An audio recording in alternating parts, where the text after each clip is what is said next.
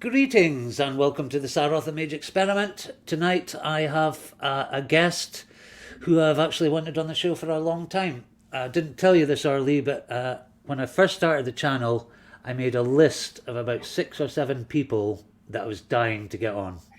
Jake Stratton-Kent was one of them, a few others who I won't mention, and you were on it, and finally you're here, so thank you very much for sparing me your time. Thank you so much. I'm really excited to talk to you today. Yeah, and I was most surprised when I emailed you and you said you'd been a subscriber to my Oh humble yeah, I little have for channel. a long time. Excellent. Oh yes. Yeah, yeah, me too. I've been watching you. You've been watching me. So I really want to get the Orlee Stewart. Is that your real second name, by the way, Orlee Stewart? Yeah. It wasn't my maiden last name, but that Orlee Stewart is my real name. It's a very Scottish second name, Stewart. It's from that, yeah. I kept it because it's easier to remember than the name that I was last name that I was born with. Okay. Yeah, it has Yeah. a ring to it. So Yeah. tell me how you got into magic. Yeah, we'll start with that single question. How did you get into magic, Orlee? Well, I got into magic as a necessity because I had so many paranormal experiences when I was young, and I was very much seeking some sort of answers and a way to mediate the strangeness that I was experiencing because I would see entities, things that we could think of as maybe aliens, maybe demons. I don't really know what they are because in the eyes of a child, it could be anything, right? So how And old did I these was phenomena start? Sorry. uh, probably early childhood. Early childhood, Oh, I would have these extremely terrifying experiences where I would be playing with my plush animals before I would go to sleep, and I would stay awake for hours and hours doing this, and I wouldn't be sleeping. And then I would see these things appear in my room and run to my parents' room terrified. And then they would tell me that I was dreaming, and I was like, I definitely was not dreaming because I hadn't even gone to sleep.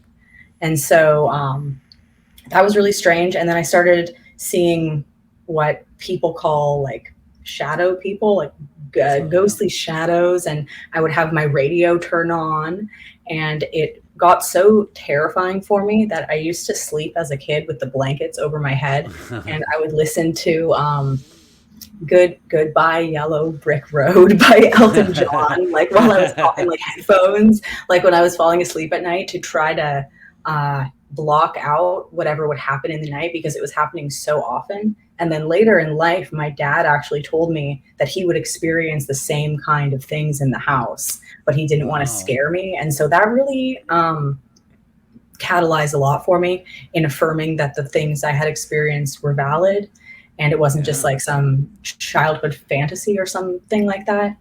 Yeah. And then I basically went to the internet because I grew up Jewish, and there were not answers for the particular things that were happening to me in what I was being given, especially excuse me. And if your family's like really religious, it's not, this kind of stuff is not really like talked No. about that No. much. No. Yeah. So and so I was on the internet. So when I was a teenager, I would also spend a tremendous amount of time alone because my mom would go away, and I would just be on the internet watching any kind of weird videos that I could find and get my hands on about aliens because that's what I could use as a reference point. And I had this experience where I saw this super bright light out in the sky, and I got photos of it when I was like 16, and I saw through the window panes. It was so bright, and it was like this giant glowing like orb in the sky. And so that really freaked me out. And so I would just look up stuff about aliens. And then one time when I was home alone, I found the Wickedest Man in the World documentary by Aleister Crowley. Yeah. And I Yeah. was Well. I was watching it, and my laptop went black and started making this screeching mechanical sound like halfway through watching this. And it was so bizarre. I had to force it to shut down, and I was like, okay, there's something about this. And so then when I was out and about, I somehow wound up meeting someone who was much older than me, who was a member of the OTO back when I lived in Toronto at the time. I actually met him because I was in a goth club with a fake ID. And so I was like way younger, that's how I got involved with those people from when I was 18. And I learned a lot about magic from the OTO and from people who were studying ceremonial magic. And that's really where I got started in learning about technical aspects of magic. And then I learned more from because I moved a lot, and I have this desire to always be in the place where I feel like I need to go and I'm driven to. And so I lived in California, and now I live in New Orleans, where I feel very much at home. But through those adventures, I learned about other kinds of spirituality. So in particular, more about witchcraft and folk magic and hoodoo and things like that. So I've combined all of those things together. And then I'm also a painter. And so the things that I do, they are essentially messages from worlds beyond this one or other layers of this reality that cannot be explained in human understanding. So it comes through these images. And I also had this profound experience that was essential for why I've done everything. Is I was drawing on the floor when I was a teenager, and I saw those entities, the same kind of strange humanoid ones that I've depicted many times through my artwork.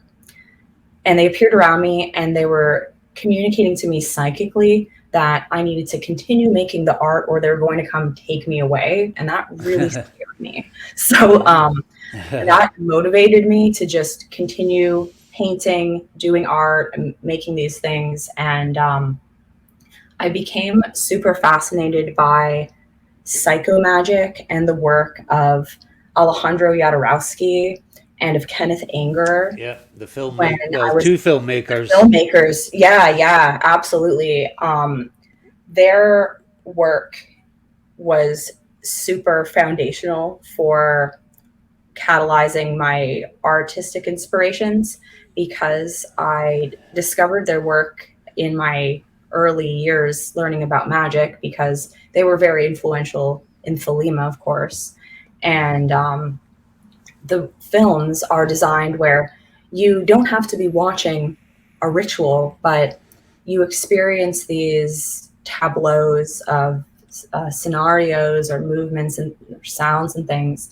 And the purpose of it is it causes the effect of a magic ritual by watching the video as a form of video magic. Sort of initiatory experience watching a Jodorowsky film, or Kenneth Anger to a lesser extent, I think. But I'd like to talk a little bit about your pre YouTube. You were at art school, is that correct? Yeah, I went to the Ontario College of Art and Design, and I initially went for painting, but I decided to switch my major to making videos, because in art school, one of the things that you'll find is they try to change your style. And, absolutely. I went to art school. Yeah. So I decided I would just keep the painting like pure and try to learn more technical skills. So I went to school and learned about videos and video editing. My major was actually called integrated media. So it involved combining different forms of artistic technologies together. And so I never thought that YouTube would be what I would end up using, but I did use it as the place to upload my initial videos that I made for school. So that's where everything was kind of born out of.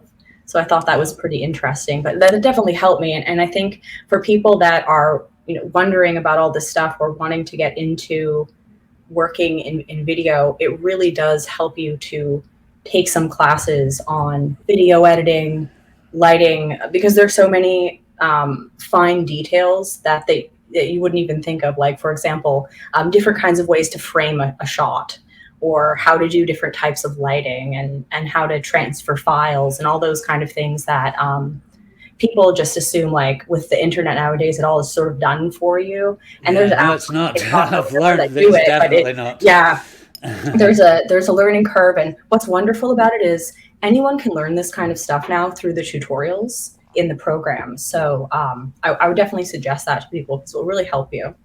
Yeah. So have you given up sort of esoteric filmmaking? Because they were absolutely brilliant. I loved them. I actually Oh, thank thought you. that the one that you said, I think you posted the other night, and it was like, this video is cursed. It had that American horror style, sort of jerky shots and stuff, and I thought that's a foreshadow of, one of the greatest spooky series on TV. So with the quick cuts and an aesthetic that is very. I just love your black and white early films. So you should do more. Or Thank you. Thank you. I really deeply appreciate you saying that to me, because I I mean, that's what I enjoy the most, of course. And to know that other people did like that encourages me to do more. My partner Yuri and I made one about a year ago that also has an accompanying audio track that is like a necromancy, spiritual enhancement type of adventure through the cemetery. And I try to also use some of that editing style, where I basically, the way that I do that effect is I know how to do stop motion animation, and that's something that I also really love. So I edit the video in a style that's similar to editing stop motion animation, but I make it on purpose, like, look more like animated by cutting out frames and moving them together. yeah, But yeah, that was something that I was playing with and trying to develop, like, how to use video like a collage, or to take the format of creating a video and use it in some different type of way. it's almost And like the cut-up technique in many ways of William Burroughs. Like yeah, getting a text or a piece of film and chopping it up, and you get totally different meanings, or maybe submerged meanings that in the cutting process and the randomization produce completely different results than what you thought you were writing or making. So I yes, like that. exactly. Yeah, I really love Burroughs. And I even did a little series of cat illustrations Oh last week yeah, that's yeah, I inspired saw by, he has them. this really delightful book that's like a collection of memoirs about cats that I he's think that known was his in his last life. book. I think that might have been his Oh, very cool. last book. Yes. Yeah, I recommend it if you like cats. It's really charming. It's a really yeah, great book. yeah. Um, but I'm always trying to look at artistic medium and then thinking, like, well, what is a creative or innovative way that you can apply this in slightly differently, so you have a new experience out of it. Because one of the things that I really am motivated by is helping people to awaken to realizing, like, we have gone so far with learning from the spirits and these grimoires. What we really need to do now is try to apply things in innovative ways that will really help us as a culture to move forward and evolve, Absolutely. instead of only focusing on learning the basics of the past and mastering that. That's fantastic, but we can't just stay settled and plateaued in there, because then the world is just not going to be able to grow. Exactly. And that's one of the things that creative art helps to inspire in people. And that's also the aspect of, like, the creator that's inside of us too. Yeah, and I think like magic ritual, spirit contact, stuff like that absolutely boosts your creativity. That's one of the reasons I got into magic, was Aleister Crowley's, formula for genius. He said, like Muhammad went into the desert, a camel driver, and came back a prophet. Yeah, I think who else? Jesus, Moses, maybe. And he was like, I have the blueprint to make you a genius. And I thought, okay, I wouldn't mind being a genius. And now I am, so it's fine. So, what was the very first occult text that you read? The first one that I actually read, hilariously enough, was 777, and I didn't know what it was. Yeah, no. And I was like, what is this? Just a list. What is this? Yeah, I had a very, like, kind of, I will call it in hindsight, like, as an adult, because I was 18, and I'm 32 now. And so in hindsight, as an adult, I can look back on these things and laugh. But the way that I actually got started reading occult books was the guy that I had met. He ended up going to jail and asking me to watch all of his stuff in my apartment. And that's where all the occult books, that was all of his occult books. So I just suddenly had this, like,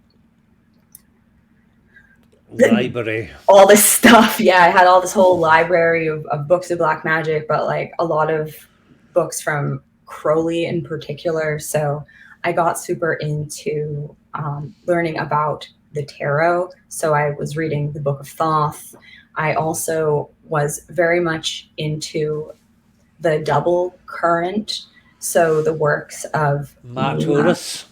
Yeah, exactly. And so that's something that's very important to me in my practice, and especially the idea of the Aeon of Mott and the double current has continued heavily through my work. I mean, Black Moon published my art book, so it's in my soul to help with the double current. And for people that don't know what that is, it's in the future, the Aeon of Mott, which is the Aeon of Truth and Justice. One of the, I guess a bit, you could look at it, we could call it zany, but I feel like it's true. In the future, they have the ability to access nonlinear time far easier than here. So we can access that current now. And that also helps us to work outside of linear time.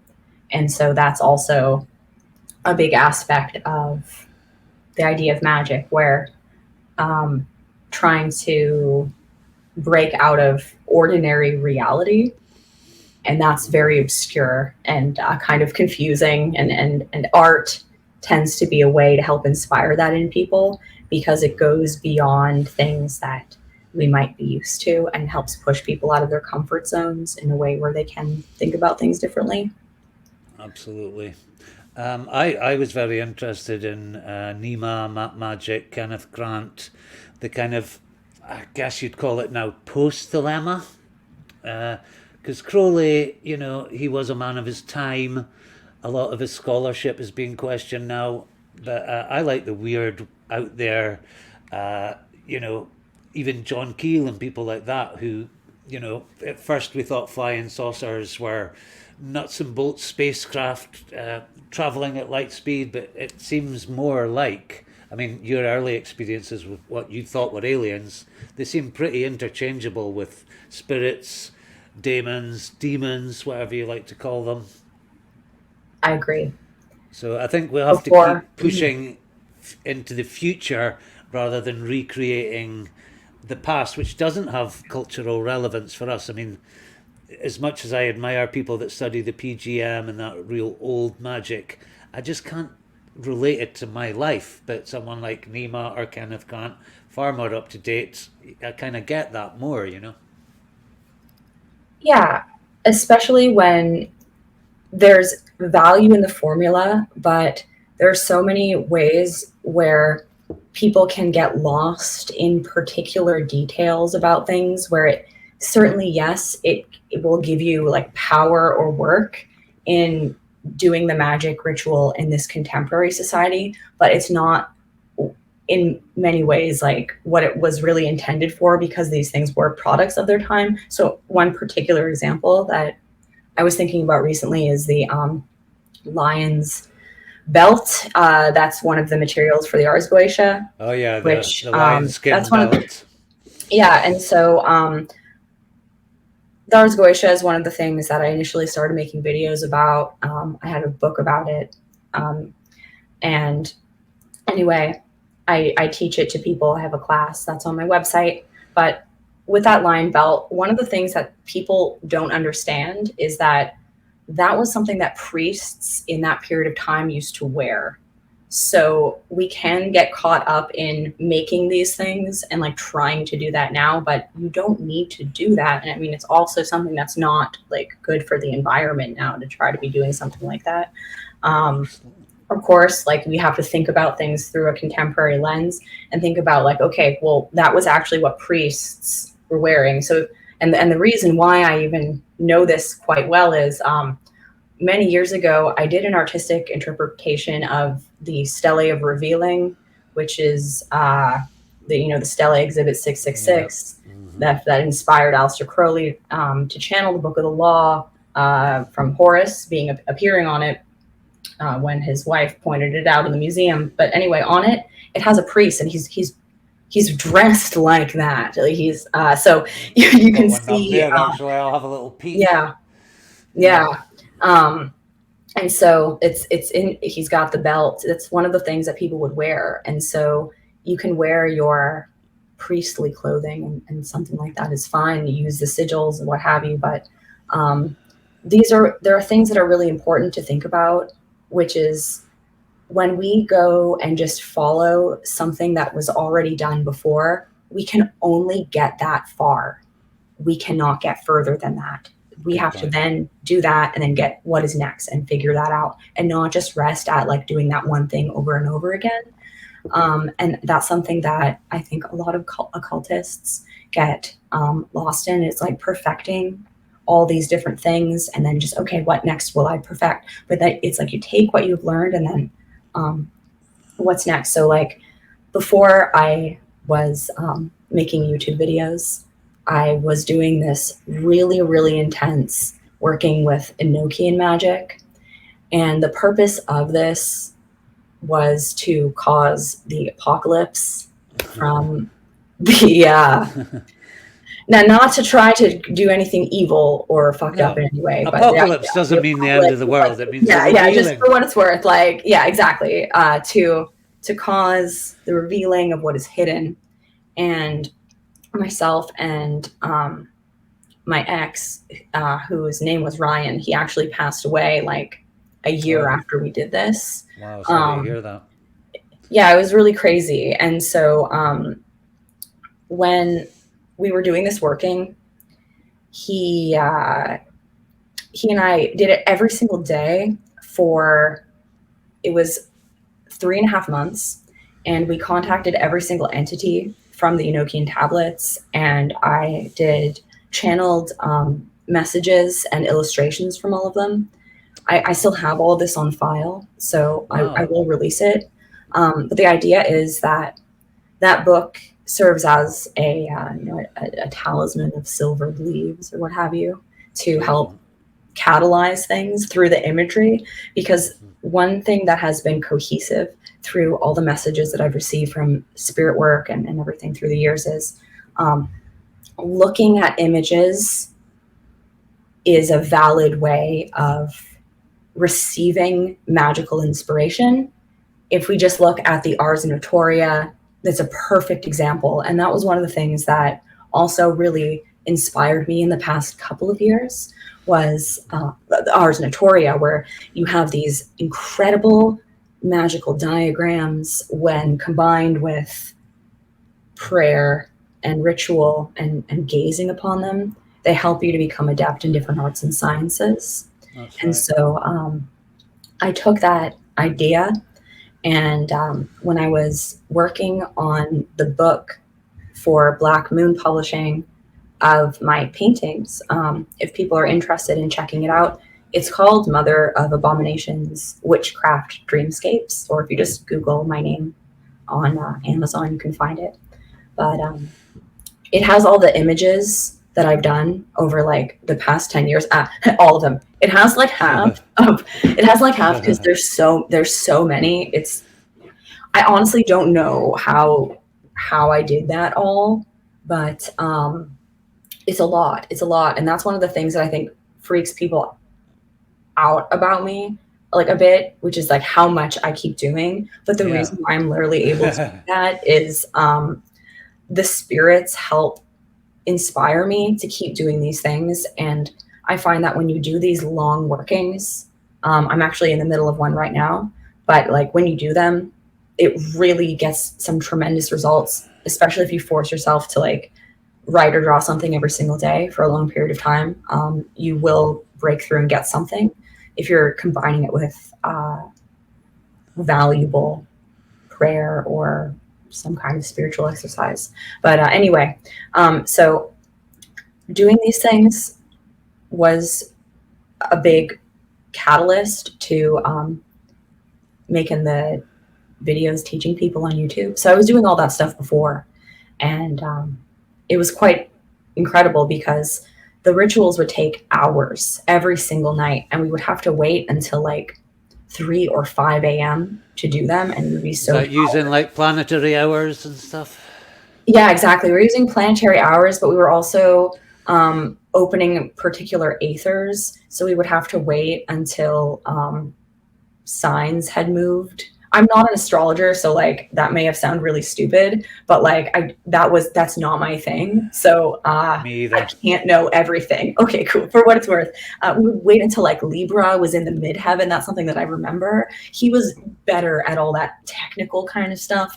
I'm good at talking to spirits. We were like straight up like John D. Edward Kelly for what it's worth. Like I'm really good at like spirit contact. I'm not like a math person or good at like calculating things. No, I think you're either an artistic left brain person or a kind of mathematics right brain person, and you definitely seem very left brain to me. And you are, I mean, you do an incredible amount of work.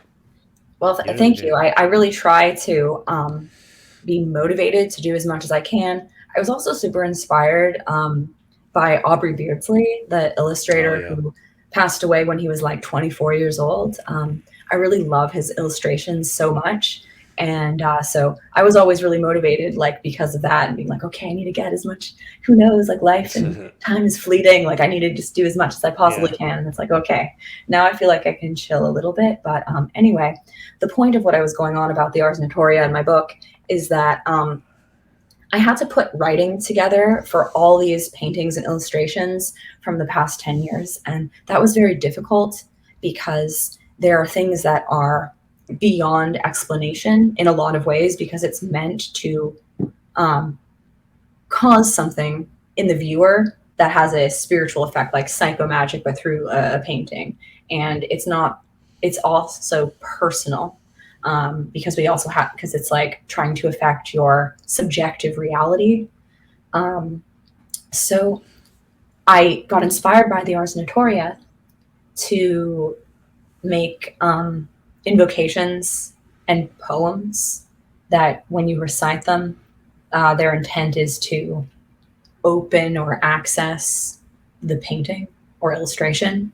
So the idea is like you read it and then you look at the picture, and then you can meditate on that and get some kind of spiritual insights out of it from what those entities were pulling me to put together for you, basically. Yeah. So it's like a physical medium acting as a gateway to other dimensions. Yeah. Yeah, exactly. And your painting is fun. All your paintings are fantastic. I love them. I wish I could afford one. Oh, thank you. Well, the book is $40. It has it's huge. Sheet thick. It's like this big. It's like there's a lot of art in there. And they did a really good job of printing it. I must say, I'm very happy with how it turned out. So if people do want my art, it's all of the best stuff from the past 10 years we put together in a book. So And your Mother of Abominations website is down there. So viewers, please click on that. Check out Orlee. I think she's an absolute occult powerhouse. Thank you. So, what's your daily practice like nowadays, Orlee? Do you have a daily practice? Mhm. Do you do workings and then take days off, or are you at every single day? I do workings every single day. So what I do every day is never always the exact same thing every day. I'll go for like months, or it's usually like a month or a series of months where I do the same thing. I go into a mode of having some set either meditation or prayer, or there might be some long-term working that I do with various entities that I venerate. So currently, like I don't want to say every single thing that I do, but there are Yeah, things that yeah. I do every single day, and then there's also things that I do every month. There's things that I do every week on a particular day of the week.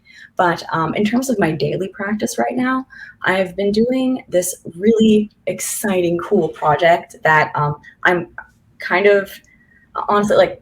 I'm always freaked out that people are uh, getting the things that I'm trying to put out there. So we were talking a bit about the esoteric order of Dagon before we got on the show. I'm a master and the Oracle of the Old Ones. And so I had actually written this whole invocation for something else. And I was doing it every single day for 5 months. And I got all these notebooks. The whole purpose of it is to contact preternatural intelligences, cosmic forces, ultra terrestrials, what have you, anything Yeah, we love that that wants to term. communicate. Yeah, we're all Hellier initiates here. And Alan Greenfield thought it was cool, so Oh that was yeah, really awesome. And so that like was freaking cool to me. But because absolutely. yeah, my friend who runs the order showed it to him, and he's also one of the adepts in our order. But that being said, that meant a lot to me. And so anyway, the Grand Master and I reworked it a bit to have it contain some more Lovecraftian aspects. And we are currently doing a working in the order where myself and a bunch of other members, every single day for 45 days, we're doing this invocation, and it's meant to help you to do automatic writing and drawing. Yeah. And we're going to, we have our results from it. And the EOD is an order that's doesn't have like physical locations or meetups. Our work is primarily based in dreaming and in art. So that's what it's all about. So the artwork is how you express messages from outside of yourself, from other entities. And that's also how, like, for people that are interested in it, that you have to be able to do that in some way. It doesn't have to be like drawing, but has to be like some kind of artwork, because Yeah. that's the point of what we're doing. But so that's what I've been doing every day, and it's been super amazing, especially because we have a gematria. So I've always been a super huge fan of the AL cipher. So Of big course. fan. Yeah. I've used it through my whole life. This is a different cipher that we've been using, and it's super. It's different because it corresponds to the Temple of Absu Oracle deck. So without like just going into too much details about things, it's different because it has images that correspond to it and other things in writings. So in this working, I've been receiving numbers and then looking them up using the gematria, and the things that I am drawing or writing are in the gematria, and it's Yeah. been so exciting. And like Yuri would hear me from the other room being like, oh, Yeah. Guts did it again. Yeah. It is exciting when you get your work kind of verified by Gematria. That's too much of a coincidence to be anything Oh else. yeah, that's the way. I It's one of the best ways.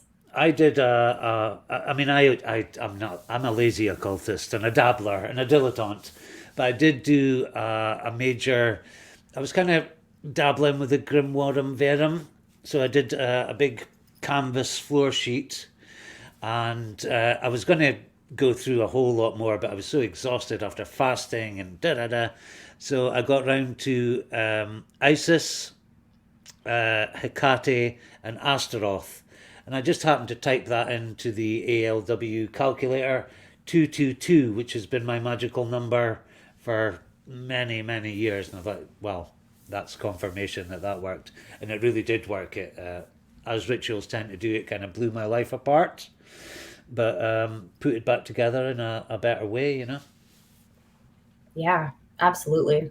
And then of course, like we were talking about, what is my life like? Well, like I also work as a witch, so I also have everyone else's things as Yeah. well, and this is also why I not no uh hate or shade to people who do other kinds of work. I personally, for my own self and like the spirits that I work with and my energy, have to be very careful about what I take on when I do work for other people. So I tend to gravitate toward only wanting to take on clients where it's like making something good happen, Yeah. um, making something good happen, not doing work that is like a love spell on a Yeah. person. My spirits don't like it. It's Uh, unethical. um, I especially working with Mont so much, and like I literally like have her like that. Not that that's from Michelin, but like there's Mont right there. So Yeah. like so it's like I always have Mont kind of like like breathing down my neck, try Well, to make sure the like goddess of truth and justice and yeah, I don't want fairness, to you have know. to. I don't want to have to be the one to make a judgment call on a situation, like for some ethical thing. So I don't take on things that have a potential to have like some kind of negative energy associated to it. I do a lot of protection work to people, but that's different because that also is bringing good things. Yeah. So yeah, Yeah.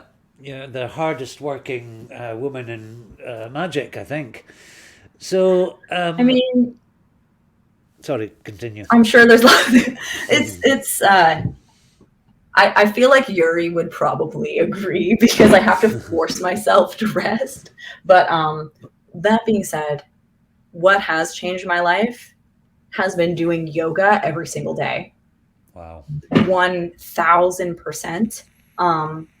Because of working so much, I was really fucking up my body and like my arms from holding the mouse or sitting and I started doing yoga every day about like maybe 8 months ago or something at this point, and I've been able to do it almost every single day, and it completely changed my life. Um, it's amazing. I would definitely recommend that to people if So, you want to be able to do more. what particular yoga do you do, and where did you learn it? Is it YouTube tutorials or? Yeah, Yeah. Yeah. I had a friend recommend a particular YouTube channel. There's one that I think is really great for people that are like yoga that seems like hard, or like yoga with Adriene is a really delightful YouTube channel. She has a dog named Benji who's like there, and he kind of helps He does yoga and feel meditates motivated. Yeah, also. he lays there. And it's like really cute. So I really like yoga with Adriene. But lately I've been getting into more other kinds of yoga. So that one is more hatha yoga. And then I've also been doing a lot of yin yoga, which is where you hold the poses for long periods of time. Because that one is really helpful because it helps to release negativity out of your body. Yeah, it absolutely does. I was doing an exercise called the Five Tibetans, which was recommended to me, and I managed to do it for like a while, but then I'm terrible for just suddenly disengaging and not going near magic, not even, I'll watch crap on YouTube rather than, because I think the constant influx of information. When I first started to get onto magic, into magic, and I got on YouTube, and also I was buying loads of books, it was like everybody has a different idea, and it was like, oh my God, I can't sort through all this information to find my own sort of path. I have found it, after 20 years of dabbling. But yeah, there's so much information out there. Everybody has a different idea about this or that, and this is what you do. No, you're doing it wrong. You have to have the strength to kind of follow your own daemon. Yeah. There's so much information. Yeah. Do you have a tutelary spirit or a holy guardian angel? Yes. I feel like I had my HGA experience, like the typical one, due to a freak paranormal experience accident. Curly writes about this. Like, I have a whole video about it on my channel called, I think it's called like Life, Death, and Exorcism or something like that. People can find it. I really don't want to, it was like fucking crazy. But I had some really crazy paranormal experiences happen with people that were like very advanced magicians when I was 18 through 21. And it caused me to have all the experiences, like the symptoms of, reality communicating to you, having the contact of another entity that's outside of yourself, the checklist. I feel like also, though, my guidance heavily comes from the dead. Mm-hmm. They speak to me very, very heavily. This is also something that is hugely important in my magic, because the dead come to me in my dreams and they tell me things that are real and true, and things that I verify as being real and true. It started when, also before I started making the teaching videos on YouTube, I due to some crazy paranormal experiences, myself and this guy moved out to the middle of nowhere in a hamlet out in farmland, and it got so bizarre and weird. But I really needed to find a way to integrate what I was doing with like normal reality. And sorry, I lost track of what I was talking about, but yeah, I think I get it. It's like integrating your paranormal experience. Yeah, exactly. And not going insane. Not going insane, because it gets so weird, and I don't want to be promoting delusion or having things that are trying to manipulate or control me. So when I was living out in the middle of nowhere, I was talking about the dead. So that's when it really started. I started having these dreams about people, and then I was able to verify with people in the community that those people had passed away and they were real. And then I learned about their stories, and then I would have these dreams where I would be like helping them like to move on and helping them like clean up their stuff. It was really, really weird. And so that was the beginning of my path in necromancy. And then I started learning about Santa Morte very heavily. I'm a devotee of her. And so one of the things that I also do regularly is I do veneration of her. And that's one of our spirits that she's like our queen. So we do a lot of work with her and with the spirits of the dead, because this is something that I don't really have control over. Like, they will just come to me and try to communicate things to me. And that is, I would say, like in terms of HGA type of advice or messages, like they are the ones that help me the most. But very often that's things that are related to the human physical world, not things related to the world beyond. And when it comes to that kind of preternatural influence and messages that I receive. Lilith is also one of the main spirits that I work with. And I also very frequently work with some of the spirits that are in the Ars Goetia, like Belial and Siri. And so those are some of the ones that I work with that give me help and advice. As for like an HGA, like as a particular entity, I feel like it's more merged with my higher self at this point, because I'm not really pursuing magic from like a Crowleyan lens anymore. And I'm understanding a lot of the things now. Like as you grow older, you can understand like, okay, like the context of that and like what was really going on there. And especially with the spirits helping you to learn more about situations. What are your views on spirits? I mean, a lot of people think that the entities in the Ars Goetia are old pagan gods. There's the psychological model which still is existing, but I think it's, people are coming around to the fact that spirits are actually their own individual beings and not created, as in Crowley's introduction to the Goetia, the Goetia are parts of the human brain and all that. What's your feeling on that? Oh, yeah. So I have a whole spiel about this, which is in that essay that Crowley writes, he actually goes on to say that everything is part of our brain. So it's like the whole perception of the objective versus the subjective reality, right? So everything is part of our brain. Everything is. So sure, the demons are too, but we have our own subjective reality, but then there's also the objective reality that is influenced by it. So if you have more people that have similar subjective realities, it can also affect the objective in some way, which seems very interesting. So that's how I feel about that. But as for like it just being parts of yourself, I think that the spirits can see parts of yourself and they can play off of them. They can find your weaknesses. They can use parts of yourself to help entice you or trick you. They can see parts of yourself. So that, I think, is an interesting perspective on it.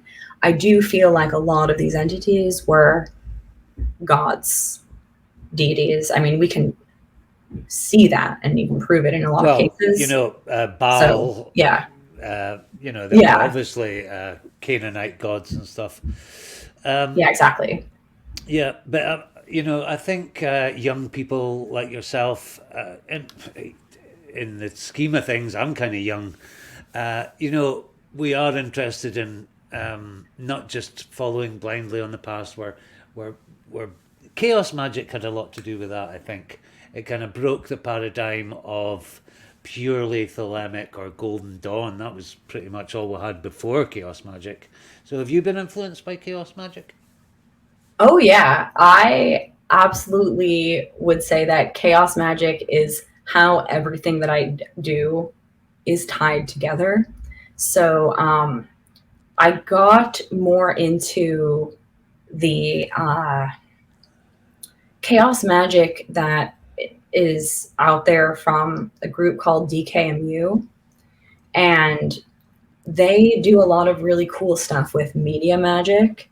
So using video to have that kind of inspiration, but then also doing workings to awaken the spirits of your city through a movement called the Hexorian movement that branched off the DKMU. So that's something that Yuri and I were heavily involved in last year, and we were doing it quite a bit this year as well, where we created this shrine that has particular sigils that awaken the spirits of the city to try to help people in a way of glamour bombing. So like you happen upon it and then it inspires you to be like, oh wow, maybe magic is real, like because you see this thing. Now of course we're in New Orleans, so like most people believe that magic is real here, but like it has an even more profound effect. And we were doing this really cool experiment last year with an app called Randonautica. Oh, So yeah. Yeah. yeah, so we were using that as part of a ritual. So we would go out to the park and then do a ritual to call upon the like chaos magic egregores of the spirits of the city, and then activate the Randonautica app, and then go to a location that it would send us to. And it kept trying to send us right into the Mississippi River. It's like, yes, I'm sure that is a place of power. It's like, okay, no, please stop trying to send us into the river. We will die. So, and that was really funny. It was like there, and then another time it was like right in the middle of like a cemetery that was closed, and it's like, but then eventually we would get it, and it was just so interesting. One of the places that I thought was the coolest that it led us to was this path that led right to the river with a big danger sign right there. It's like, danger. It's like, whoa, okay, yeah. And so it was give me danger. It was fun. Yeah, and it's, I mean, this stuff really is dangerous. Like I've seen all kinds of horrible things. So, and that's that you got to be careful about it. So, yeah. Is it an algorithm that sets the places that you go, or is it like how does it work? I guess, yeah, the app, I don't really know exactly how the Randonautica app works, but it has some way of like knowing power zones of the area. Yeah, I don't know. Isn't that strange? Yes, it really is. So my next question is something I've pondered for a long time. Humans are evolving, right? We came from hominids. We evolved into hairless humans. Well, kind of hairless. I have a weird feeling that AI is somehow the next step. And I know there's a lot of people in communities that think AI is evil and it's like the archons and all that. But I don't see it like that. I think as futurist magicians, we have to embrace AI. And I've got a feeling that we might all be, like before mammals or even any creatures were made, there was a collection of cells. I think we might all be cells in the creation of an AI that will really take humanity to the next level, like space travel, immortality, that kind of stuff. How do you feel about AI? Yeah, well, first of all, I feel like the whole archons thing is kind of rooted in anti-Semitism if you like look back enough at that. Absolutely. So we'll just put a pin in that and move on. But I think the AI is important and technology is vital, because one of the most valuable messages that I received from communicating with the spirits, preternatural intelligences, aliens, what have you, is that we have to incorporate technology into our spirituality because it is learning from us. So I think that, even as a painter, I think the AI art is really, really cool. It can be used in so many ways. And a lot of my friends on like Facebook are ripping it to bits, and because I don't know, I think I've got a lot of traditional kind of dudes on my Facebook page, and it can never replace us. It can never replace us as traditional artists. One of my friends and myself and my partner Yuri and our friend Jonathan Baker, we also have been working on a company that makes role-playing games for like Dungeons and Dragons, but simpler and easier to put together, basically. And our friend, he is an artist and he uses the AI art, but then he takes his skills as a digital artist and changes it to make it look proper, because the AR, So you always need an artist, and so we can never be replaced. But when I started my YouTube channel, one of the first videos that I did was to summon the algorithm of the internet into myself. And I did a little bit of a tongue-in-cheek thing about that. Yeah, I did a little bit of a tongue-in-cheek ode to it a couple videos back when I had like some sponsored video about this like robot thing. But I basically summoned the internet algorithm into myself.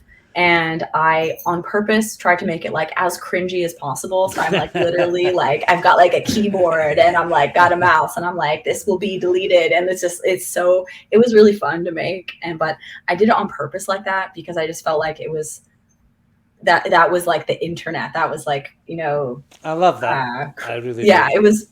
it was fun. And since then it does feel like it was successful, because at that time I was not making a living and taking care of my family off of working on the internet doing my YouTube channel. So it does seem like it had an effect. So I think that's interesting, just in my, for personal selfish reasons. But then in terms of like my philosophy of what we're doing, I personally feel that what we put into the internet, what we put into technology in any way, the content that we make is teaching it.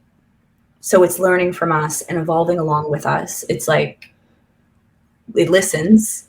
So we can take accountability in that, in the same vein that we take accountability for doing our part to help the world around us. Absolutely. That's fantastic. That's why I call my channel The Experiment, because it is, the magic I'm into is experimental and futuristic. I've no interest in, when it was fashionable. I admit I do kind of, oh God, everybody's doing this, so I feel like I've got to,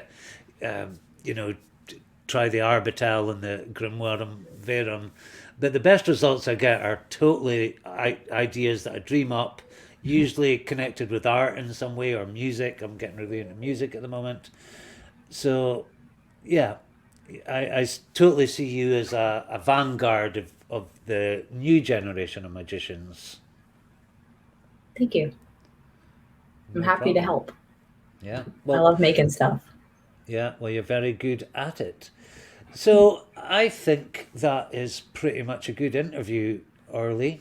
Anything you want to alert your fans or my fans about, like your courses and your artwork? I suppose they can just click on Mother of Abominations. Yeah. Check out my website. You can check out my art book. And I also have online courses that teach about summoning demons and tarot magic. So learning how to be a tarot reader, how to work with any kind of tarot deck, and also how to work with the cards as part of your rituals. Yeah, cool. And it's the Thoth deck you tend to use, isn't it? Yes, because if you can learn and understand the Thoth deck, you can read any deck. True, true that. I've got the Book of Thoth up there. It's amazing, It's a isn't it? wild Really, ride. when you start to read Crowley, it's just a flurry of images and words, and but then it does slowly start to make sense. Uh, Absolutely. and we didn't speak about your OTO experience. Can I just ask you that, and then that'll be it. Yeah, absolutely. So I was very active in the OTO for, I don't remember the exact amount of years. It was at least 8 years. I was an officer. I was in charge of running and organizing classes at my lodge in Sacramento. And I also served as a priestess for many years as well, doing the Gnostic Mass. And that really changed my life a lot. It helped me to evolve a lot spiritually. Nowadays, I get a lot more out of the freedom of being a bit of a rogue, and having my own personal exploration and what I want to do. And so that also initially inspired me to start putting my classes on YouTube, because it all started with like the classes on summoning demons with the Ars Goetia that I used to teach at the OTO. And so then I just started putting them on YouTube. And that's why people started caring about my YouTube channel, because of like doing that Your long time ago. YouTube So channel is massively popular. It's got like 16,000 subscribers. I think Yeah, I think it's at like 14 something, but yeah, it's I really appreciate that people want to watch the things that I make. It makes me so happy. Yeah, well, you're a very gifted woman, and thank you Thank you. so much for coming on the show. Thank you so much. I can strike you off the list, but I always ask guests to come back when they've got like new stuff. I mean, shouldn't you be writing like how-to magic books and stuff, Orlee? I should, and I have manuscripts for at least two that I will have come out next year. Fantastic. Well, it's been a thoroughly enjoyable experience. You're very mellow, Thank you. and I dig you. So thank you, Orlee. Thank you so much. I really appreciate it. Thanks for having And me on send and some of your subs over to chatting. me. I need every Absolutely. subscriber I'm I going to can get. share this. I'm going to share this link and tell. And if anyone's watching, please, like from my channel, please come. Thank you Come very much, on. Orlee. Come on down. Okay, I'll see you soon. Bye. Thank you. Bye. Thank you very much, Orlee. You've been charming.